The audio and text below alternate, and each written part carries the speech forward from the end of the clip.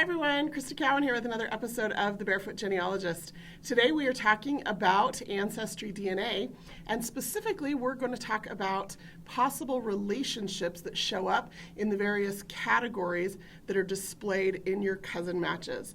Now this is kind of a difficult topic to wrap your head around, and I've tried to make it as simple as possible to explain. I'm also going to provide you with some additional resources so that you can go out and read up on it and maybe learn a little bit more about it yourself.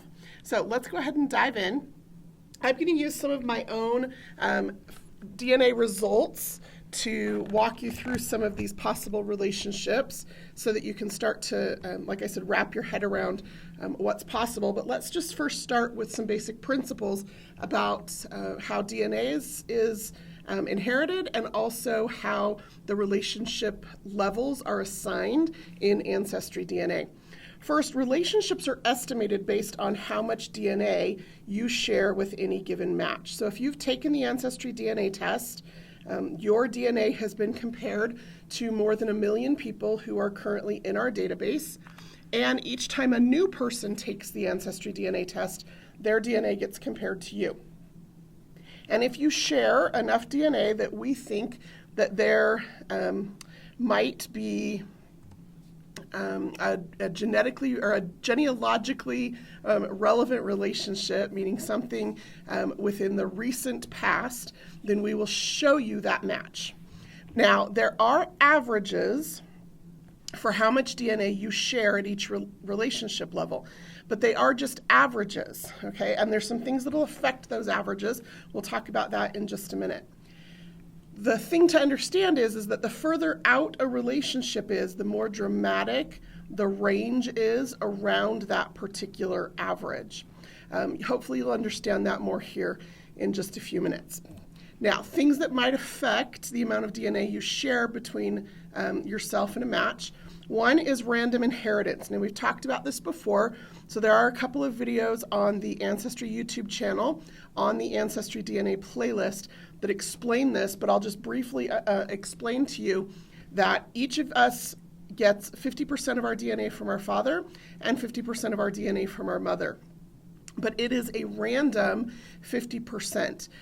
What that means is that a sibling is not going to have the exact same DNA that we have. They're also going to get 50% from your mother and 50% from your father, but they might get a different 50% from each parent than you do. Multiply that by generations, and now you can see how it is very possible that at a third cousin level, you will have matches with whom you share, or you will have cousins with whom you share no DNA to match, okay? So because you each inherit different things from your parents, who inherited different things from their parents, and so on, by the time you hit a third cousin level, it's possible that you share no DNA with a third cousin.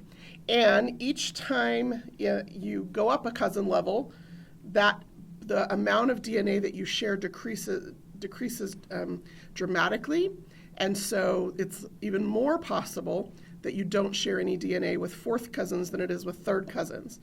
And it's even more possible that you don't share any DNA with fifth cousins than you do with fourth cousins, and so on, okay? So that random inheritance is going to make a difference. Other things that might affect the amount of DNA you share with a match. One is multiple relationships, meaning if your grandparents were second cousins to one another, which happens, then you might share more DNA with your first cousins on that side of your family than you do with the first cousins on your other side of the family. Okay, remember, first cousins have common grandparents, so you have paternal grandparents and maternal grandparents. If your paternal grandparents were second cousins to one another, then the cousins on your paternal side of the family, it's possible you'll share more DNA with them than you do with the cousins on the maternal side of your family, where your grandparents have no relationship to each other outside of marriage, okay? So those kinds of relationships start to muddle up the family tree, or muddle up that random inheritance of DNA a little bit. Another thing that might affect it is half relationships. So if you have a half sibling, you're going to share significantly less DNA with that person than you do with a full sibling. And as you have children and they have children, and then you have grandchildren and they have grandchildren, because of that original half relationship, the amount of shared DNA between the subsequent generations is going to be about half of what it might be had you been full siblings. Now, if you extrapolate that back into your own ancestry, you can see that within just a couple of generations, if you have, a great-great-grandfather whose father was not the same person as all of the rest of his siblings, that's going to cause your relationships to look a little different than they might had they been full siblings, okay? Now, we'll look at some specific examples here in just a minute, but these are just some principles I want you to start wrapping your head around. Another thing that I would encourage everyone to do, and you'll see very quickly that I have done this, I've taken my own advice, is to test multiple family members because it'll help you look for patterns. It'll also help you establish some base data to work with. It's always best to work, and this is true of genealogy as well as genetic genealogy, it's always best to work with known relationships before looking at or looking for those unknown relationships. So you may have lists and lists and lists of cousin matches, but if they're all fourth cousins or greater, you may be struggling to figure out how you connect with some of those people. So testing, siblings or parents or aunts and uncles or first cousins on both sides of your family, that's going to help so that you can start to understand how you inherited DNA from different sides of your family, so you can start to understand who matches other of your matches so that you can start to separate them into at least paternal and maternal. Now, I recognize I say that with the sensitivity that there are some of you who take the DNA test specifically looking for biological family, and so you don't have that opportunity or that luxury. But the more of us who do know who our family history, who do have an understanding of our genetics, get more people tested, the more we're going to be able to help some of you. So I still encourage that and encourage you to encourage others to test because of that. Now, let's look at what the different relationship categories are on Ancestry. So these are my parents. I've had both of my parents tested, and they came up as my parents, which is good news. That doesn't always happen. Sometimes there are surprises. But in my case, my mother came up as my mother. My father came up as my father. Now, parents and children share 50% of their DNA. Remember, you get 50% of your mother's DNA, you get 50% of your father's DNA. That's about 3,400 centimorgans. Now, we're going to talk a little bit about centimorgans. There is a new feature on Ancestry that you may have noticed, and we actually share with you that information. So here is the match to my father. If I clicked on his name, it brings up this other screen, and right over here, there is the little I for information next to that relationship information. And if I click on that, it pops up a box that tells me exactly how much DNA I share with him after our DNA has been run through some of the proprietary algorithms here at Ancestry. And so I should share about 3,400 centimorgans with my father. And in fact, I do. I share 3,388 centimorgans of DNA with my father. Okay, so if you start thinking about that, that's going to help. You're going to have to do some math, but that's going to help you start to understand some of these relationships as we get down in some of these lower levels.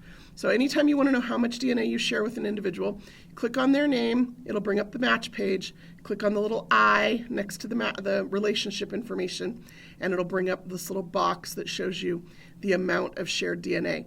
And those number of centimorgans is what you're looking for. Okay, so 3,400 is half of the total number of centimorgans that we're looking at. Okay, so if we come next to the next category on Ancestry, the next category is immediate family. Now, I have 4 siblings, and I have tested all 4 of my siblings. Now, I didn't have to do that. Because both of my parents have been tested, I didn't need to test myself or any of my siblings because we can't inherit anything they didn't give us, right? But I wanted to look at the data.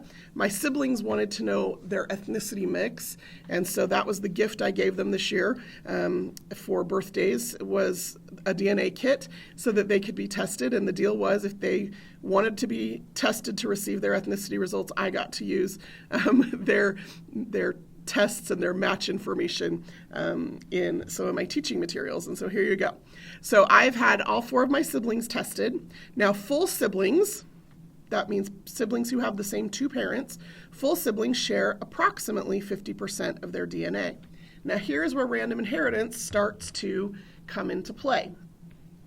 I could share more than 50% with any given sibling, or I could share less than 50% with any given sibling. It just depends on what we inherited from each parent. And so you can see over here is all 4 of my siblings listed out, and this is the number of shared centimorgans that I have with each sibling. And you can see my sister and I share the least amount of DNA, and my youngest brother and I share the most amount of DNA. And that is all kind of surprising, actually, because a lot of times we tend to think about the way that we look or act or some of our physical characteristics as if that is specifically connected to how much DNA we might share or not. And that is not necessarily true. My sister and I look a lot alike. We sound almost identical, and yet we share the least amount of DNA. The brother that I get along with the best, that I have the most in common with as far as our likes and our dislikes, he and I do not share the most amount of DNA. It's actually my youngest brother. And so those things aren't necessarily connected. And I sometimes hear some of you talk about this or write about this out on Facebook or wherever. And those 2 things are not necessarily connected. So don't get too wrapped up in that. But recognize full siblings, okay, they're going to be categorized on Ancestry as immediate family. They're going to be under that orange banner. There is this range, but recognize that almost always in this case, if it's under the immediate family banner, it's going to be a full sibling, okay? Okay, the next relationship banner on Ancestry is close family, okay? And the range is close family to first cousin, and I'll share with you in just a minute why that is, but close family is the next category. And you can see here I've had 3 women tested. This is my paternal aunt, this is my maternal aunt, and this is my paternal grandmother. So in order to be in the close family category, close family members share about 25% of their DNA. So you can see over here, I share about 1,785 centimorgans of DNA with this aunt, 1,600 with this aunt, and the least amount here, 1,371, with my paternal grandmother. And I have found that that is pretty consistent. So for example, I have tested several of my grandmother's grandchildren. I've also tested 2 of her children and several of her nieces and nephews. And what we're discovering is that my grandmother shares less DNA with her grandchildren and more DNA with her nieces and nephews. So there's something of a pattern there in my family that we've been able to start to follow and to understand a little bit better. Now, close family members can be any number of relationships. Now here I just have a few of them that I've exhibited in my own family, but it can be an aunt or an uncle with a niece or a nephew.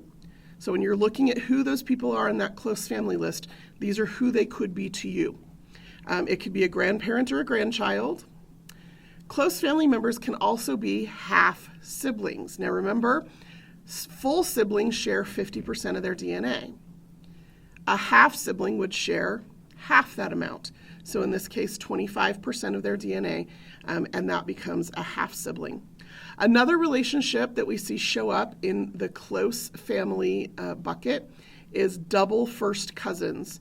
Okay, and what I mean by that is if a brother and a sister, okay, so say you have a brother named John and a sister named Sarah, And John marries a woman named Anne, and Anne has a brother named William who marries John's sister Sarah, okay? And so what you've got is you've got a brother and sister from one family who married a sister and a brother from another family. Their children then would be first cousins on one side of their family and first cousins on the other side of their family. And we call those double first cousins, okay? And double first cousins share the same amount of DNA as a half sibling.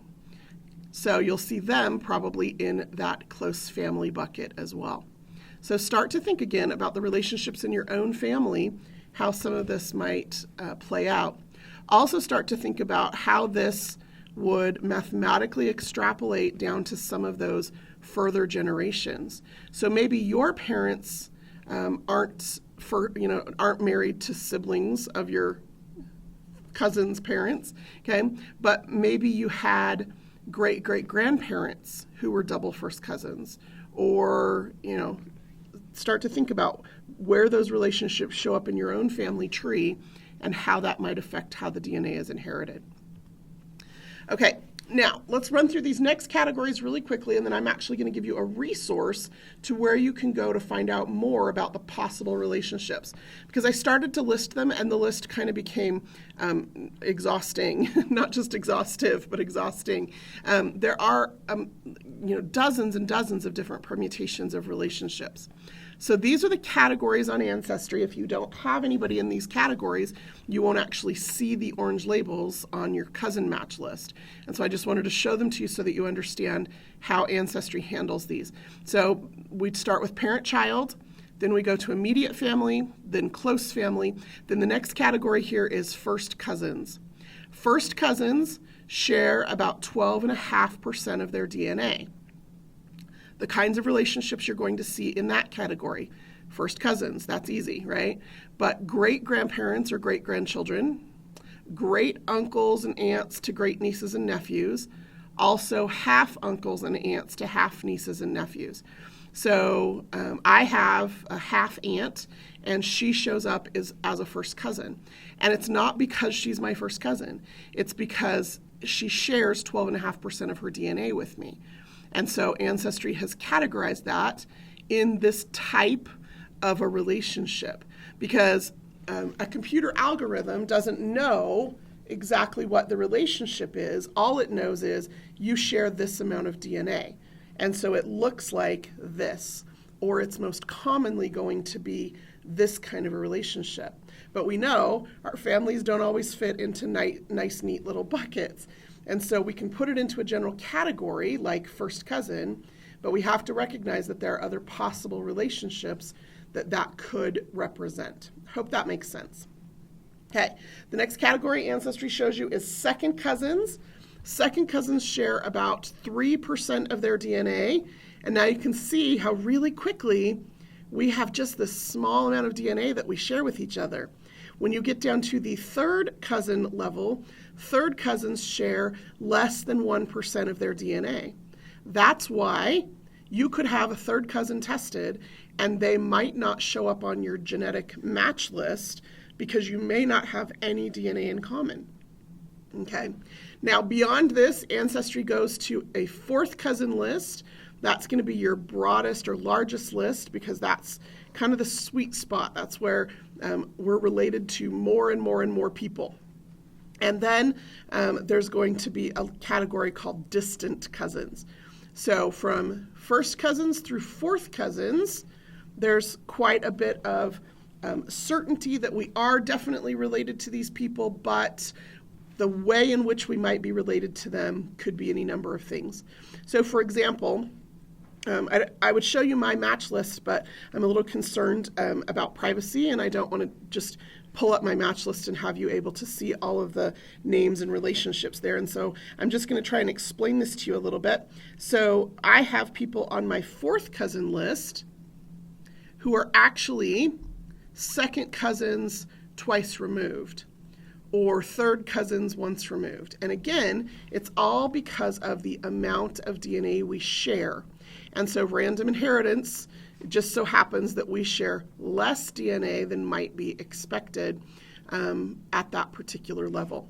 So here is one of the tools that's available on Ancestry. Anytime you're looking at your match list, next to every one of your matches, you're going to see a little question mark. When you click on that question mark, it's going to bring up a little bit of information about that degree of a relationship, and then it'll provide you with some charts. Now, I keep these kinds of charts handy all the time. Sometimes I also find myself drawing them out when I'm trying to understand things, but this really helps me to start to make some sense of some of the different kinds of relationships. And I love the way that this has been created because it goes several different ways here. So the chart typically starts with you over here on the left, and then there's your parent and your grandparent and your great-grandparent and so on, up to what we call this common ancestor. And then from that common ancestor back down the tree to the person who is your match, okay?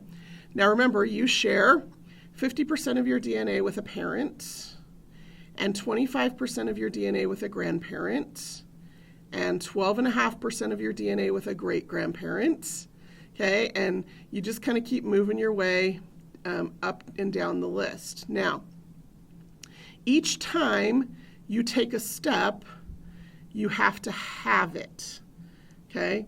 And that happens even if you go across the tree as well. So these two people would share 50% of their DNA because they're siblings. This person and this person would share 25% of their DNA because it's an uncle and a nephew, okay?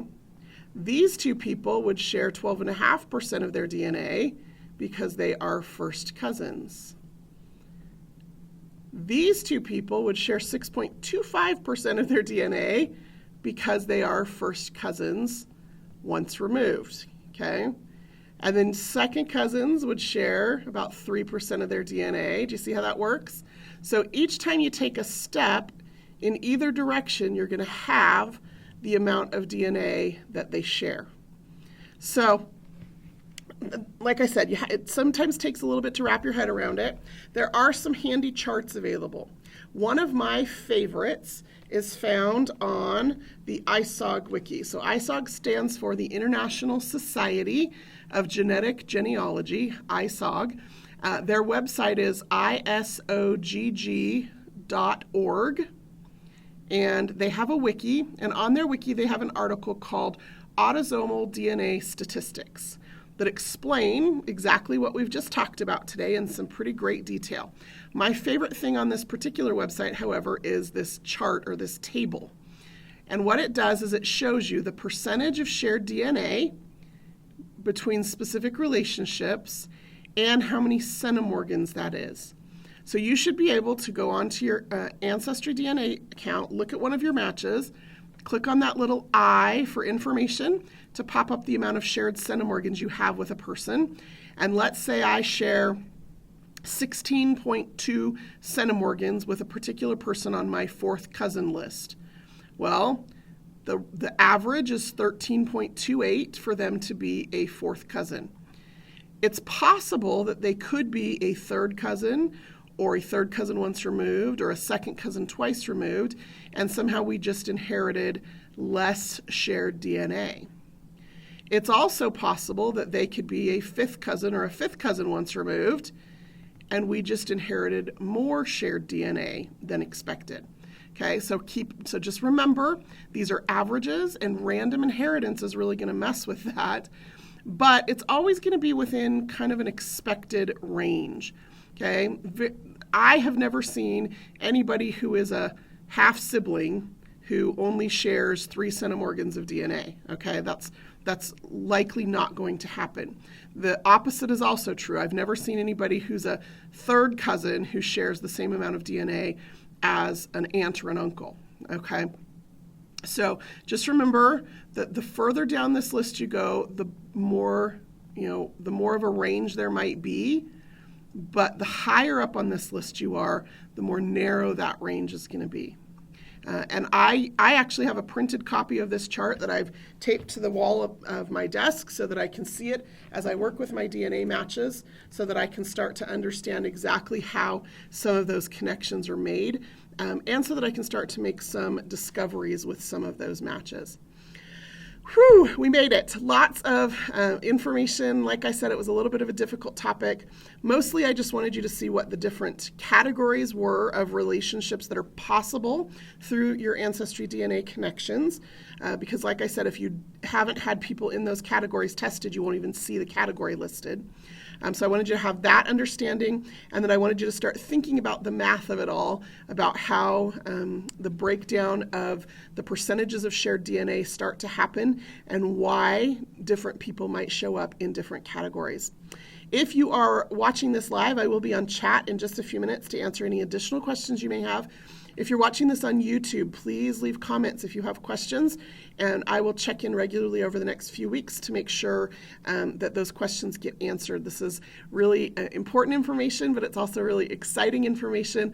I love working with my DNA matches, and as a matter of fact, just last night, had the opportunity to connect with a DNA match who, it turns out, is related to my father's family in Germany back several generations, and we were able to extend the family history back another generation on our German line, which was something we didn't know if we were ever going to be able to do. So lots of really great breakthroughs being made every single day with AncestryDNA, and hopefully this helps you work with your matches enough to continue to make those breakthroughs for yourself.